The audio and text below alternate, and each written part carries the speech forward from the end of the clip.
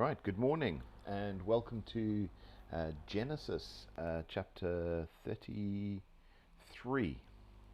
And we reached the bit where Jacob actually meets Esau today.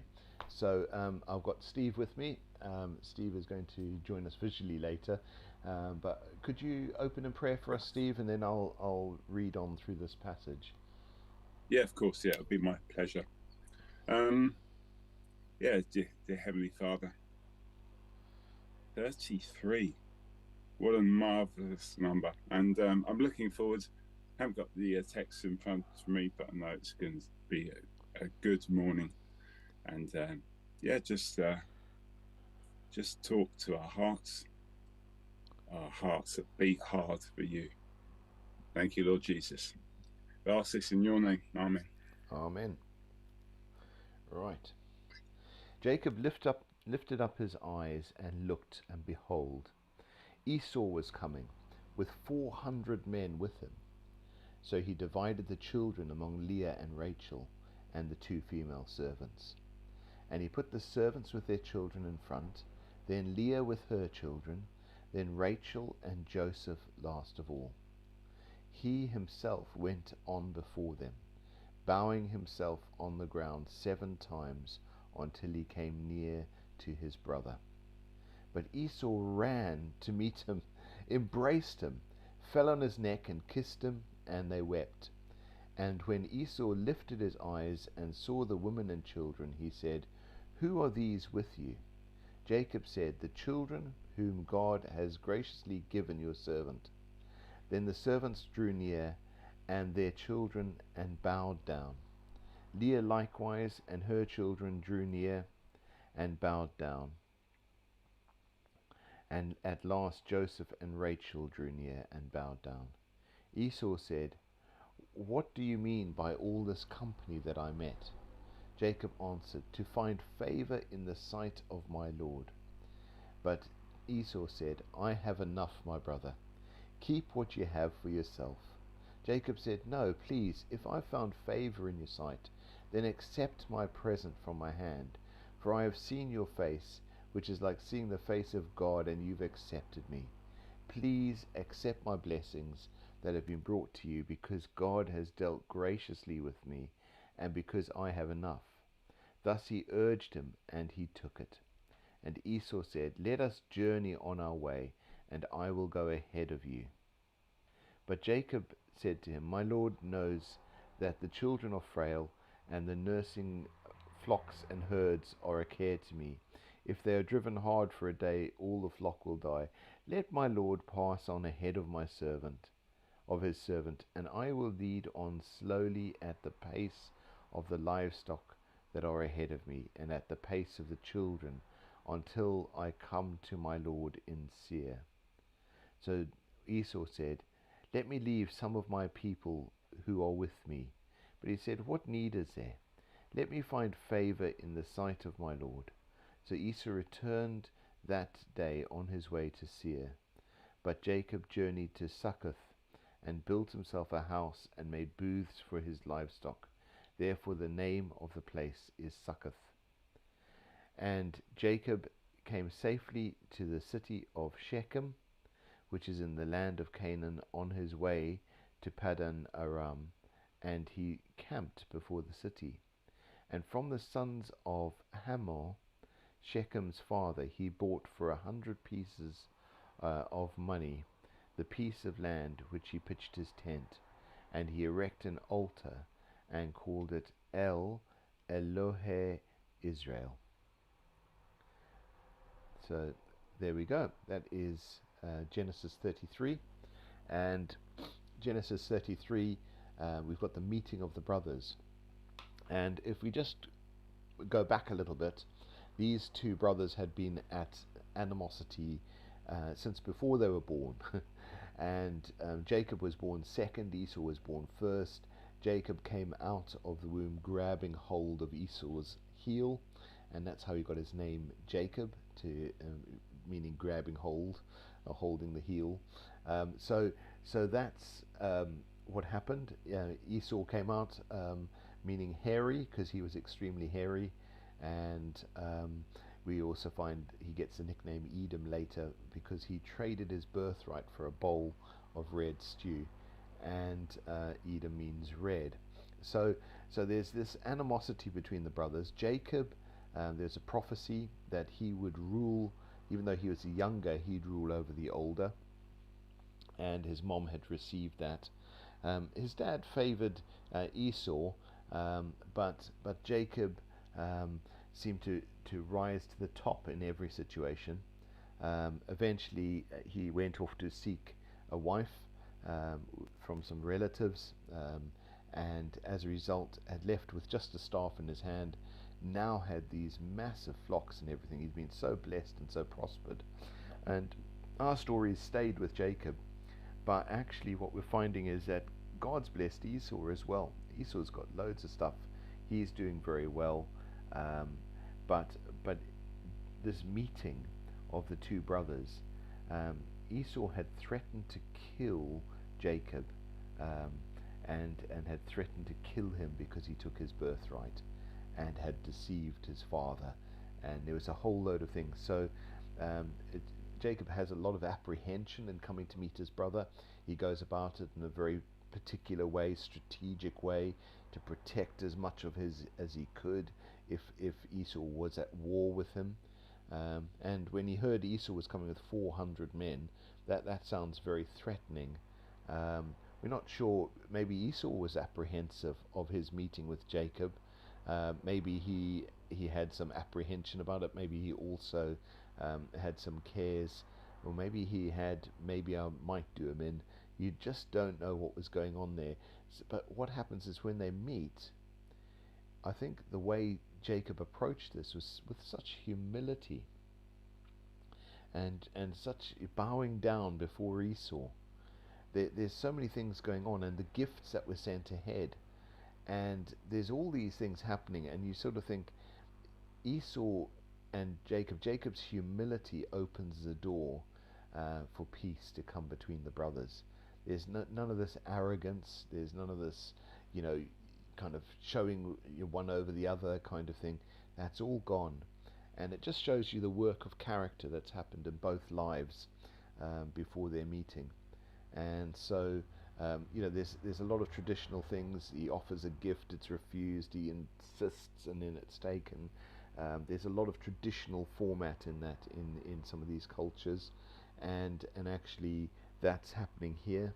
There's a lot going on of people laying down swords to hug each other, brothers who were at animosity, laying all that down and getting on well. And I think it's a beautiful story, but I think it has to do with something of what Jacob's been through. He's learned what deception does to people. He's been on the receiving end of some of that. It's given him eyes to understand his brother's position a lot more. I think also his wrestling with God and getting a new name, and his encounters with God have been rather significant as well. And so this all goes well, and even though Esau offers to leave some of his armed guard, Jacob says, no, no worries, we'll be right, thanks, just in case. So there's still a little bit of hesitancy there, I would suggest, and a little bit of wise caution. So there's a few things there. I see hearts and all sorts of things happening on Steve's iPhone. So I don't know if he wants to join us and bring a few comments. Yeah, I'm here listening along and enjoying this discourse. Well, it's dissection. That's probably the word that needs. You're taking it apart. Or monologue, yeah. Right, there well, we go. It depends how. We're 14 minutes in. That's about half a course. Yeah. That I'm on a different sport this morning. Yeah, thanks, Nigel. Yeah, I don't. It's the 400 men come up at the start of the story. I'm not even. You have to be my eyes. Obviously, 400 men seem to go with Esau. Is that correct? And then Leah have another split with Leah, and another group with Rachel, Joseph. Is that right? So So what he's done is there's a convoy happening, and yes, he sent gifts ahead of him, yes, and then with the main body of all his animals and everything he's got, he arranges the people in different groups. So the yes. servants with their children, so 400 his men is this? concubine. No. This is Oh, Jacob. okay. Jacob Yeah, sends gotcha. the Yeah. gift out ahead. Then he sets in the first group had the concubines with their children. Then he had Leah and her children. Then he had Yes. Rachel and Joseph, and Joseph says, yeah, yeah, that's it. Yeah, and then what he did is he yeah, went ahead of all of them, yeah. I and add the head, yeah. and So basically, that is if yeah, let yeah, me just finish. yeah, So yeah. basically, Sorry. if Esau had intended bad, he'd have Yes, attacked Jacob yes. At the and front, at the front. Then he'd have had to fight through I've got it. the first bunch, which are the concubine and folks. Then you'd have to fight through the next bunch, which was Leah's Yeah. bunch, and there were obviously Ah, men and everyone with them. And then he'd have to right. fight through to the final bunch, Yes. and so what Jacob had arranged was his Yeah. heir Joseph, who could have been an heir, but the others were Yeah. all before So, Joseph. gotcha. Gotcha. Gotcha. Joseph was at the back, which meant that if all the others were wiped out, Joseph was going to be his heir. There was a Right. chance they could escape, they could run for it, they realized the others were being attacked, they could I've scatter got over it. the hills. So, So, so, so so, yeah, I've got it. yeah, So, it's basically head, middle of the body, like the peloton. If you're into cycling, the peloton is you might have a break. It shows this in charge, and he goes to the front. And he goes like, we have at the front this group, and it's the 400 men, women, children. It's the whole of his team. So I made one mistake there. So it's Esau at the front, and Leah in the middle, Rachel, no. the loved one. Esau's coming to meet. So let me just do this. Esau's coming to meet them with 400 men. Mm. What he meets coming along the road, imagine he's going down a road, right? Coming the opposite way along the road are a whole load of animals as a gift to him from his brother. Mm. And so the men and all 400 say, what are all these animals doing here? Who are you? Oh, now I've got Right? it. I've got it. And they go, we're looking for Esau, and these animals are all a gift for him from his brother Jacob. Gotcha. So Esau then goes, oh, wow, that's a lovely gift. Oh, thank you. Right? But I don't need it. I don't want anything from Jacob. Kind of thing. Yeah, no, you're going on. Yeah, yeah. Then he I've got goes it the now. next step. The possession. The possession is Yeah. the word I need. Yeah. Okay, I'll take it from here if I may. Yeah, go for it. Because I've got hung up. It's probably if you had the text in front of you, you'd be able to. But I'm getting a picture. That's why we need something we could just draw on the screen, and that'll be something in Zoom maybe. Okay, Esau goes to meet. There's tears. Yeah. And it's like, oh, my long lost brother. Who are all these people? Oh, he's not going to kill me. They embraced. It's a beautiful thing. I mean, I've had it, with my brother, not quite as literally as that. We all have fallings out with our, what do we call it, brothers and sisters, whether in church or literal. There'll be tears and all arms are laid down. Who these people are? That so and so son, and have it at weddings and even funerals. Definitely tears are a different type, but can be somewhat joyful as well, which everybody knows who's been to a funeral. Who are these beautiful descendants? There was respect all round. Everyone's oh, Esau, oh, great to see you. Who are these people? It was a lovely family time. Favor. I heard favor. Yeah. I'll tell you one thing. There's no currying favor, but you can try curry favor with man, and that's what Jacob tried to do with his brother Esau. Send these gifts on. He might pull out the sword. You're at it, mates. Yeah, and actually, he was in fear about something. He forgot. Who's God. I want to say this. This is dangerous grounds. There's only one person we should curry favor with, and actually you can't even do that.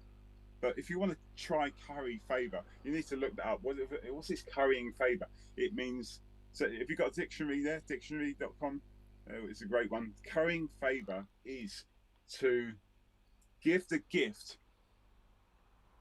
with strings attached. That's it.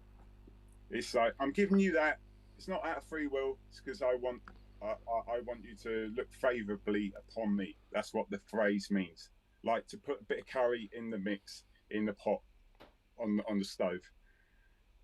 Oh, I love curry. Yeah.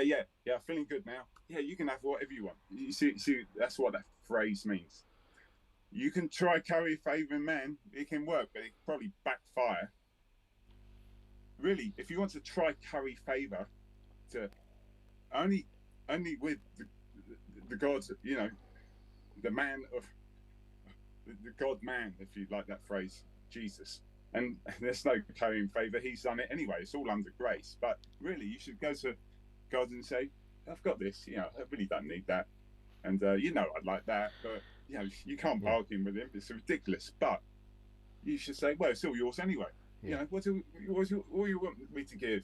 Yeah, no, I mean, so I think just the one underline. This is not the prosperity gospel, which is if you go all the way down there, that's you fall off the cliff. Yeah, this is the true gospel of prosperity. People going turning off. No, it's give and it'll be given to you. Yeah. No, it's not currying favour with God and like it's not investment. Yeah, I invest in that. Where's my return? No. Mm-hmm. It's all his anyway. Yeah. So I think in this, I'm picking up from you the reconciliation between God and man, and the reconciliation between Jacob and Esau are interesting things to compare here. So in this, Jacob, in wanting to, who is a more powerful person in this birthright wise, actually is graciously coming like a servant to Esau, who's offended by Jacob and has animosity towards him. So you can see how God, in his humility, made himself as a child in a manger in humility, and approaches us. There's similarities, not massive ones, but there's a shadow of it that's hidden here in this reconciliation. And actually Jacob does such a good job of it. He really outmaneuvers the hostility, if there was any left in Esau. But you see a change in character and a change brought about by this reconciliation. They both fell and wept. The interesting bit for me is verse 10, which says, for I have seen your face, which is like seeing the face of God, and you've accepted me. So in some ways, where did Jacob last see the face of God? When he was wrestling with him that night, and he wouldn't let go until he blessed him.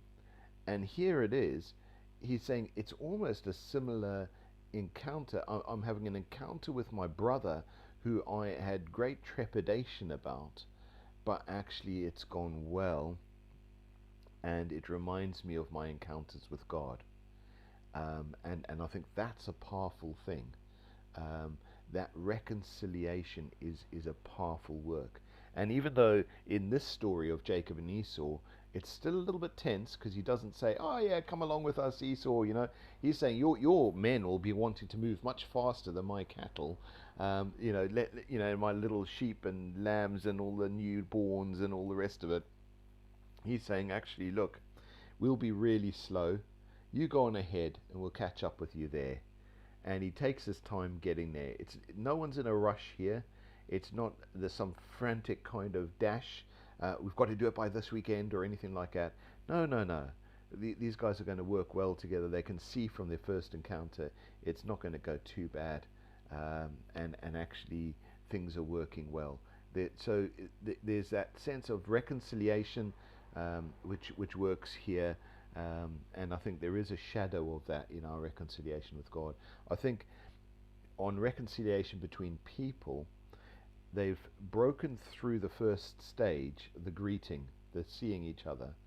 But the next stages of how that builds, they're also not spending too much time there. So it's not like we're going from zero, from total animosity to a separation of time to suddenly great reconciliation and togetherness all the time.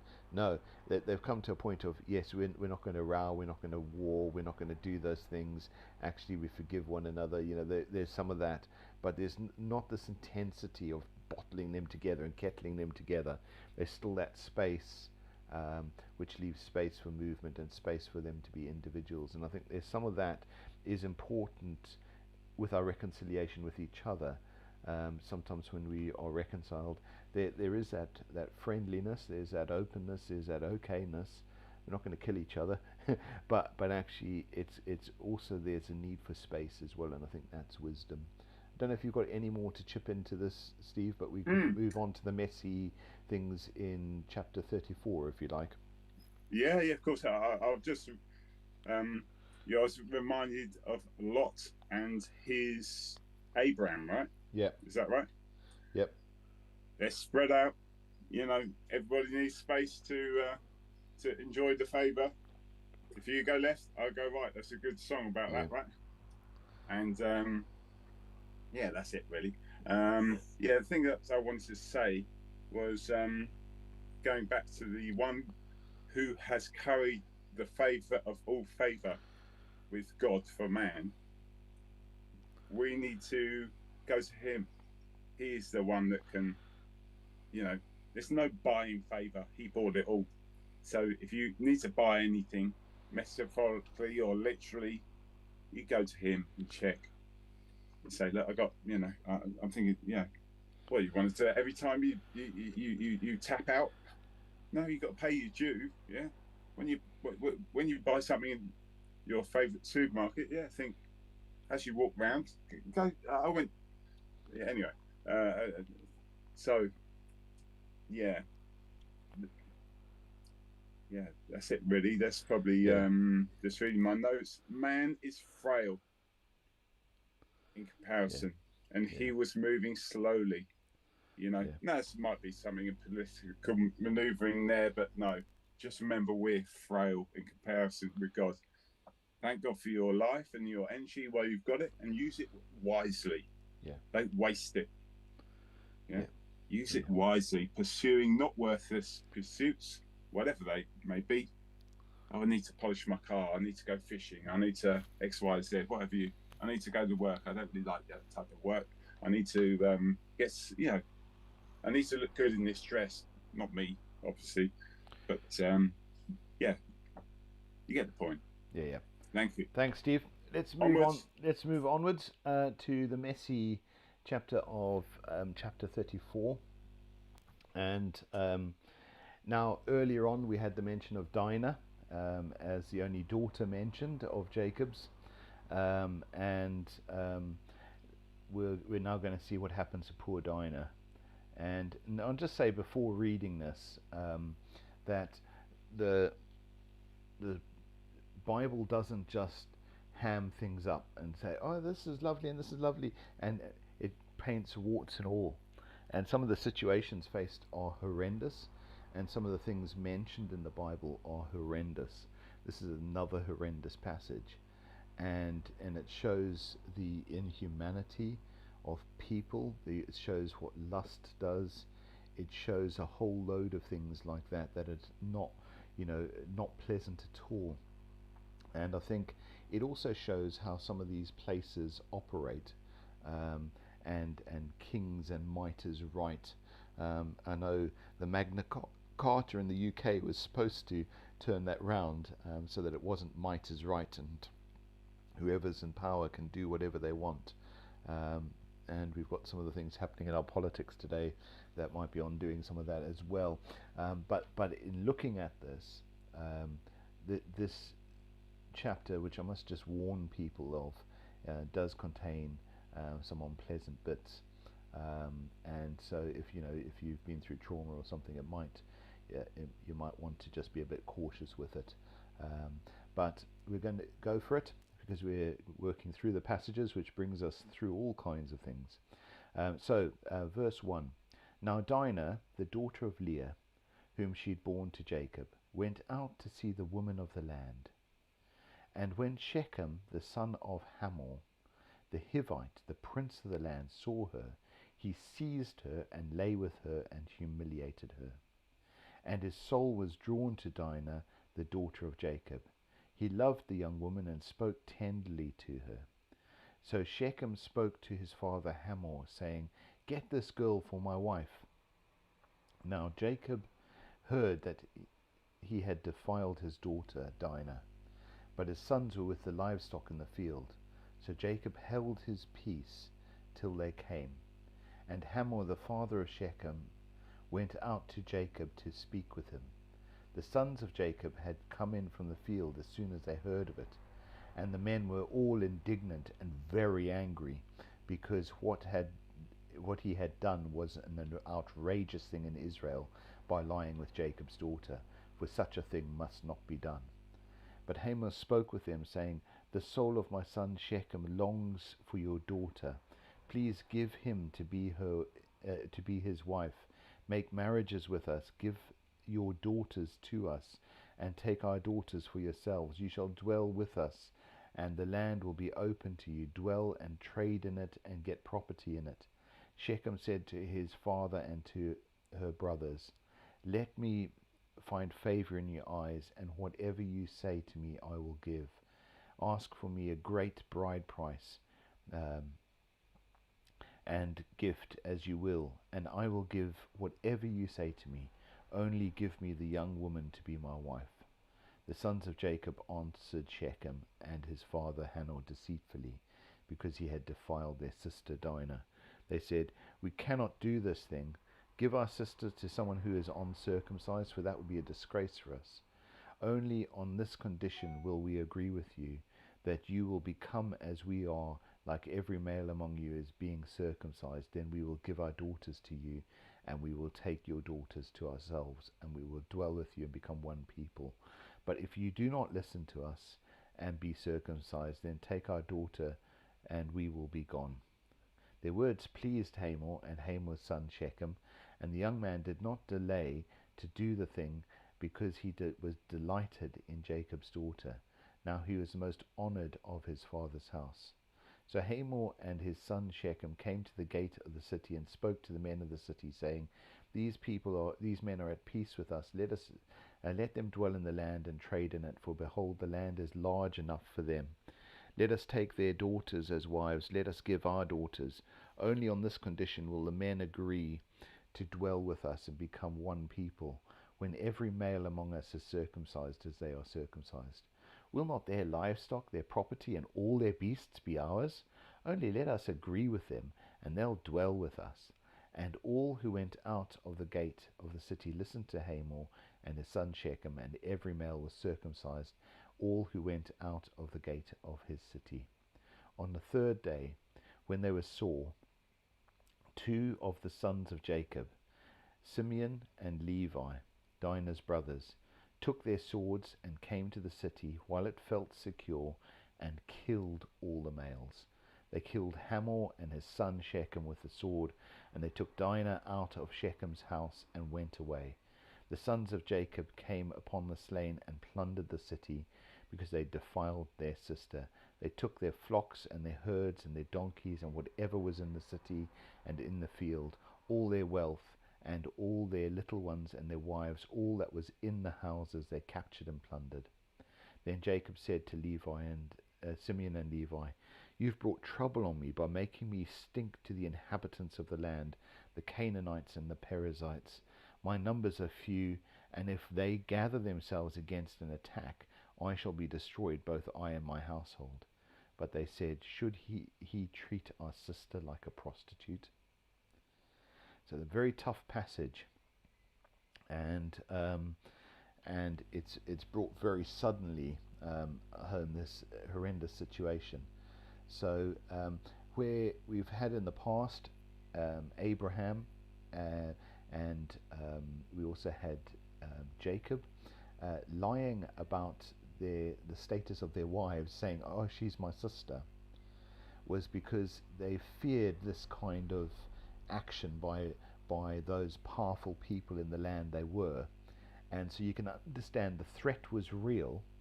And here, Dinah goes off somewhat naively and meets with the woman of the land without the protection that was around her. And we're not going to victim blame here, as so many people do. They blame people for being in the wrong place at the wrong time. The evil here is in the land that they are going into. The evil here is in Shechem, the son of Hamor. And he's used to just taking whatever he wants and whoever he wants and treating them however he wants. And that's not right. And that's a bit that needs pointing out here. And I think this situation with Dinah is horrendous. And not only has she been raped, but she's been taken, and he's decided that she's going to be his wife. And actually, this is a horrendous situation for her. I mean, you'd imagine the trauma she's been through, and further trauma. And then on top of that, there's this haggling, and her brothers and half-brothers all gang up and come up with a plan to take down the city. And the plan is basically to get them to do a painful operation on themselves and circumcise themselves, and then while they're in the pain of that, attack the city so they can't defend themselves properly and totally wipe them out. And that's pretty much what happens. Now the danger for Jacob with all of this is all the different tribes around. If they all gang up and go, these guys are dangerous, look, they will attack us, basically he's in a dangerous position because the threat is there. And I'd say there's a couple of levels to this. So on one level, that's the earthly threat, that's how people work, that's how things could play out historically or in those kind of ways. But God has promises over Jacob. One, that he will be as plentiful as the sand on the seashore. He will be like the stars in the sky. That all the promises of Abraham are going to be his. So in one context, there's what God says about Jacob. There's what is earthly wisdom plays out in this. And so the action of these folks, the people of Israel are, which is Jacob, and all his sons, there is a need for them as tribes to work. They're going to be tribes that work together. It's going to be a whole people, but they have a set apartness, and the word holy means set apart. There's a set apartness from them and the people of the land that they're in. And so they are sojourners. That means they're passing through the land. They're not owning it, except for owning where Abraham had buried Sarah and was himself buried. They bought that land. And there's also land that they buy, we read in the previous chapter, where they bought land in order to put his tents there and have a kind of habitation that was more permanent.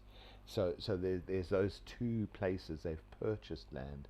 But apart from this, they're just drifting through. It's kind of nomadic kind of existence, a traveling existence. And that makes you vulnerable, because people who are settled in an area and established and all of those things, that they can, if they go to war against you, you're in a vulnerable position.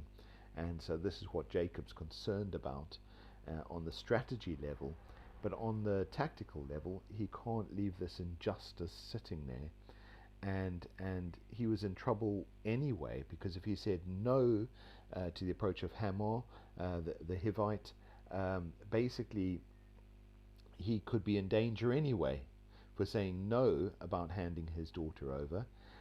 If he said yes about handing his daughter over, then he's in a difficult situation justice-wise within his own family. So Jacob's in a difficult position. Which way does he go? Does he follow through for the justice for his daughter, or does he follow through with the worldly wisdom of what's going to work in the area?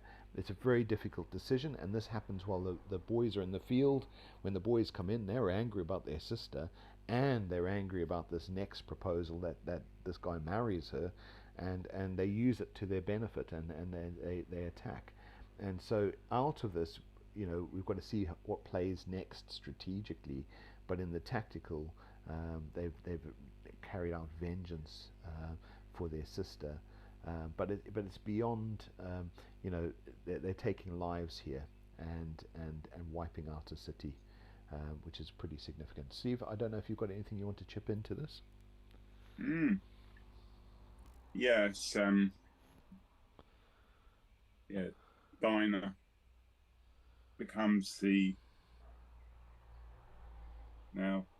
You could in chess. You could say the queen, but she's not. She's probably something feminine. They say somebody a princess on the horse. Anyway, but there's a play for her. This is classic chess, black, white. You know, it's not. This isn't a racist thing. It's just one light over darkness, and they've made their play really for Dinah, and she's become defiled. It's an awful thing. We're all adults and we know what's happened there. So clear in the text. And my daughter, Jacob, saying, has become defiled. Can you imagine, how you feel? Somebody's done that. What's this? Shechem, is it? I'm not even looking. Yeah. Yeah, and it's like this heathen, this Philistine's done this. Son of Hamar, isn't it? Yeah. And now we had that. This I know another Hamar, and it's something he made the play, and he ended up on the gallows, wasn't it?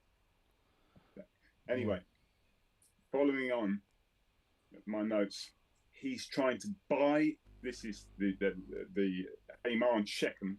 He's trying to curry favor, buy into the family line. He has no place to be because he's set apart. And then you get this law upon law upon law, the whole the thing of the law. I tell you what, I've just got one other statement. Justice is ruthless. R-U-T-H. Yeah, that ruthless. Justice is ruthless. That's it. Don't. The law. You can't mess with the law. It will all be cut down by law, But this is it playing out, and it's no joke.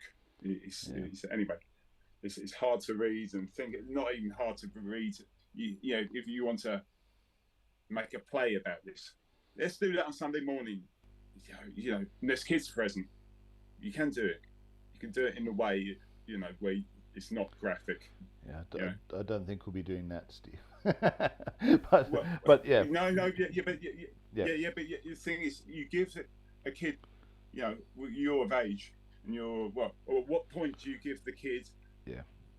The full Bible, because they're going to find X-rated bits like this. This is X-rated. In the bedroom, it gets even more X-rated. On the battlefield, I heard about Davidson. Read about him. Blimey, did he do all that? He sneaked into somebody's thing while he's sleeping, stole his stuff, split all their necks. How graphic. At what point do you say that's the full Bible? Just read it. Yeah. And and I think this is where parents helping their kids read and so on is so important. I think there are age appropriate bits of the Bible that parents need to make judgments on, and I think that that's important, as with any education of kids. So looking at this, I think interesting. I've looked in the ESV notes here, and it's saying that Jacob's condemnation of Simeon and Levi focuses not on the morality of their actions, but on the possible consequences for his household. Out of anger of what's happened, the Canaanites and Perizzites may attack Jacob's household, but he's not saying you've done wrong by wiping out that city. He's saying you've done wrong because it could have consequences on us later. And so that's an interesting statement. And I think that's pretty right here. But the scale of what's been meted out here, one person's been attacked. That's very wrong. And actually, there is a need to put things right for that, I think, in justice. But the justice that's meted out is the destruction of a whole city. and and the scale of that is another scale.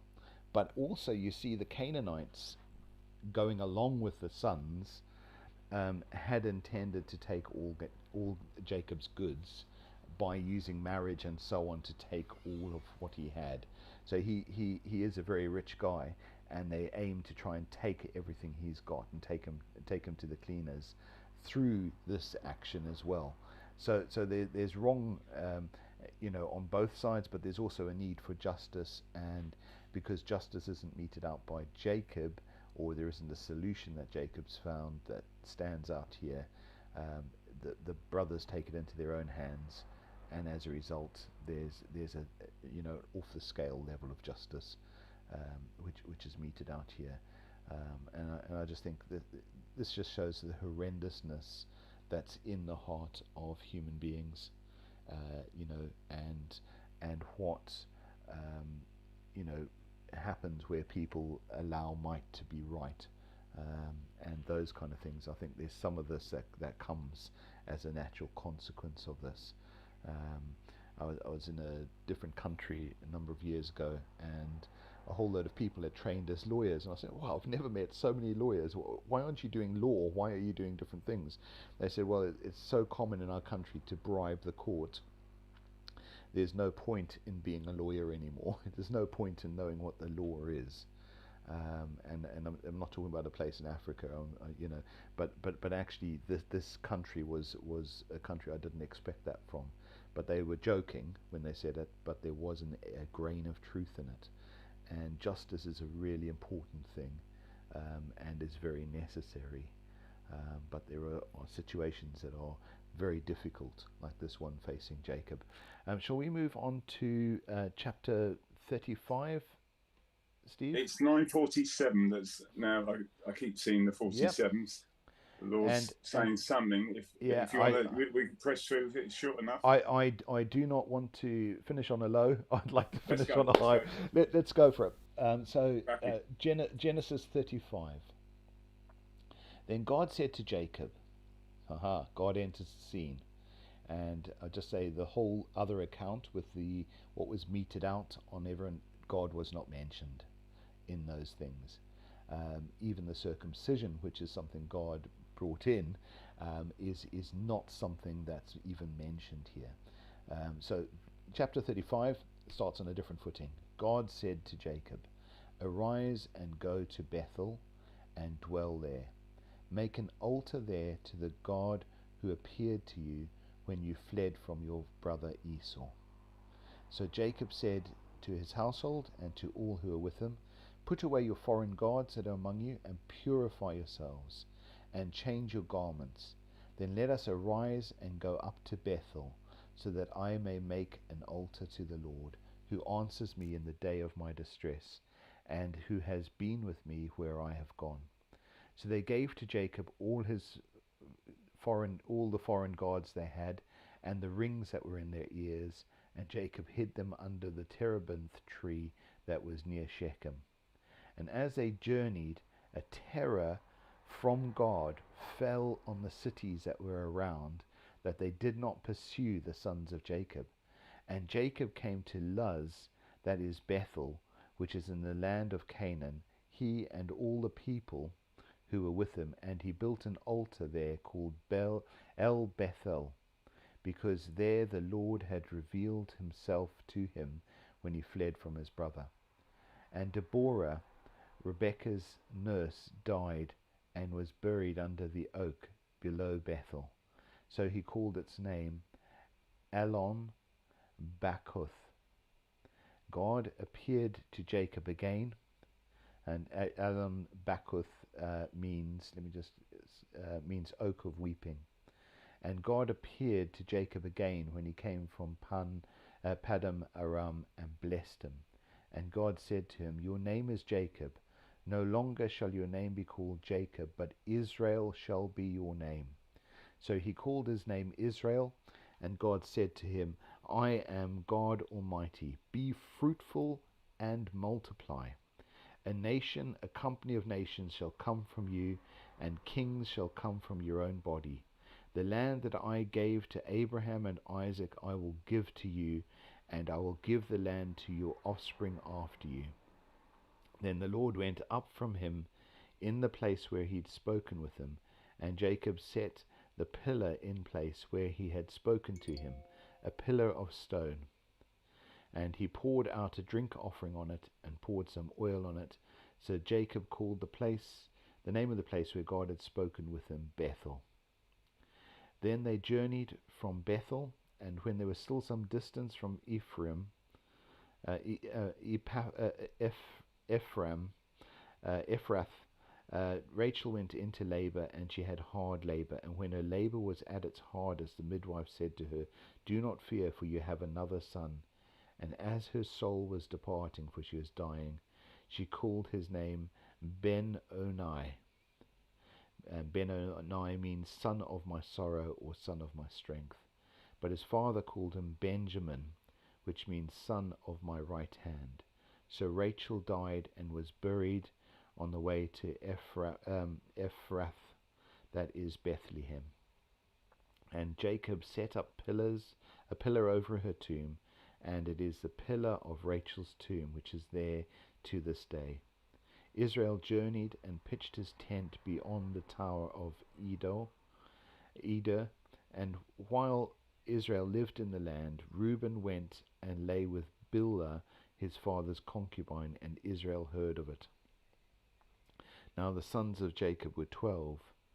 The sons of Leah: Reuben, Jacob's firstborn; Simeon, Levi, Judah, Issachar, Zebulun.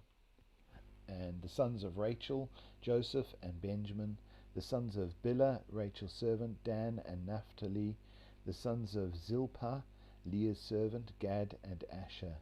These were the sons of Jacob who were born to him at Paddan Aram. And Jacob came to his father Isaac at Mamre, or Kiriath Arba, which is Hebron, where Abraham and Isaac had sojourned. Now the days of Isaac were 180 years, and Isaac breathed his last and died, and was gathered to his people, old and full of days, and his sons Esau and Jacob buried him. So there we go. So we see how it plays out in what had happened before with the abuse of Dinah, and the situation that followed, and what was meted out. God told Jacob, the solution to this, Jacob, is move. Go somewhere else. Go back to Bethel and build an altar there.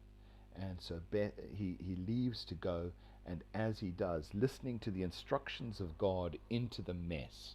There's no way to sort out that mess. You're going to have to fight for your very lives. In human terms, it's terrible, but God gives Jacob a solution, and the solution he gives him is go back to Bethel, go back to where I met with you, go back to that place, and set up an altar there and spend some time with me. And he does that, and as he goes, terror falls on all the people around, so no one attacks him from behind, which is the best way to attack a moving convoy of people, is attack from behind as they're going. No, they can retreat with the fear of the Lord falling on people, so no one attacked them, and they made their way out of the area that they were in trouble over. And so in that, God gives an incredible solution. But not only that, God steps in to this messy picture that Jacob can't sort out himself, and he also reminds him of the name he'd given him. When he wrestled with him, he said, "You are going to be called Israel," and here this is backed up. It says, no longer shall your name be called Jacob, but Israel shall be your name. And he called his name Israel, and God said to him, "I am the Lord Almighty, be fruitful and multiply." There's this blessing. A nation and a company of nations shall come from you, and kings shall come from your own body, right? It's just incredible prophecy. From your own body also means from your loins. So actually, it's prophesying the kings of Israel, David, Solomon, all of those things being prophesied here, but also the King of Kings, Jesus, is being prophesied right here in the Old Testament, coming out of this.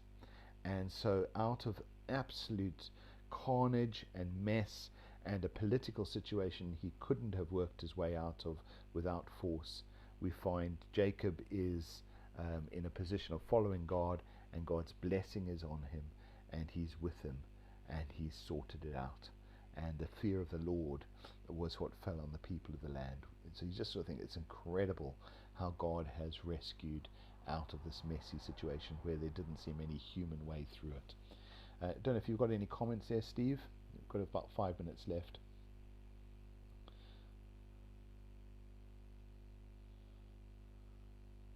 Thank you, Nigel.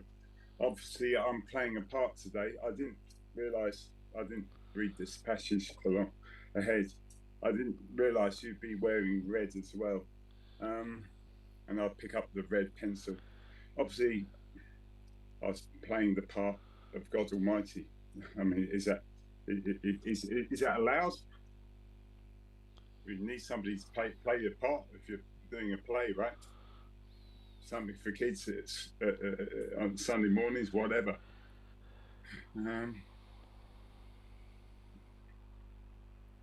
See, I've written down oak. There's something about oak, and I didn't even select the background. That is a lookalike oak from a well-known flat pack,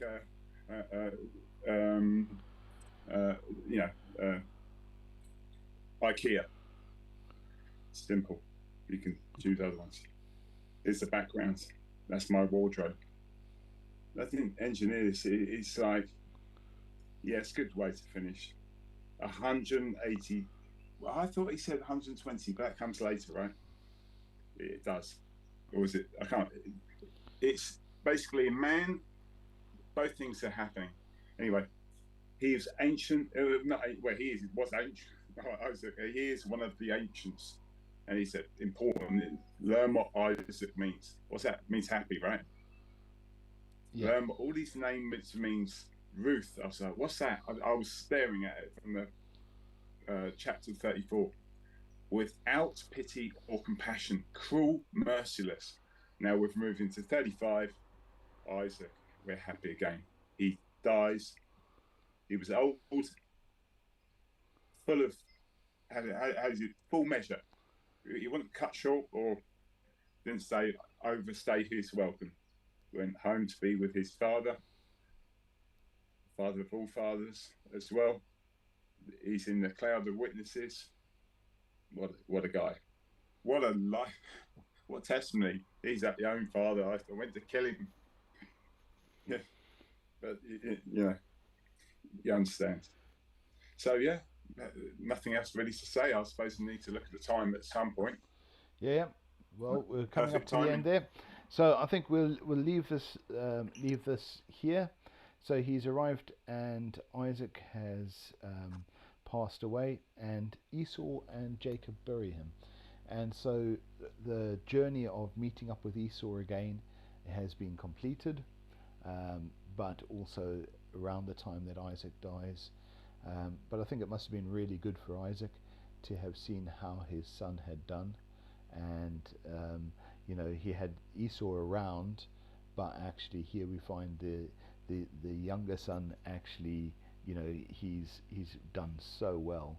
God's blessed him. He can see the blessing that he spoke over him, and I think this is something very often with folks passing an inheritance on. Very rarely does someone get to see the fruit of their inheritance. So my grandfather, for example, he handed over his farm to his sons, the farms that he had to his sons, divided them up into for the sons, and actually got to see them farm it and got to help them farm it and do all of that. So he got to see his inheritance working out, and also for his daughters as well. So that was great, and we see that with Isaac here. He spoke. He thought he was going to die years earlier. He was on his last legs, and he goes, right, I need to see my son and pass my inheritance on. He passes his inheritance on, and then lives ages later, and so he gets to see the blessing that he'd spoken. And I think very often people don't get to see the blessing that they leave, and I think that's really important here. But we will leave it there and continue the next day. Thanks, Steve, and nice to get a uniform code for the morning. It's good stuff. I'm going to have to dash on shortly, but I'll just move us offline here. Thanks a lot.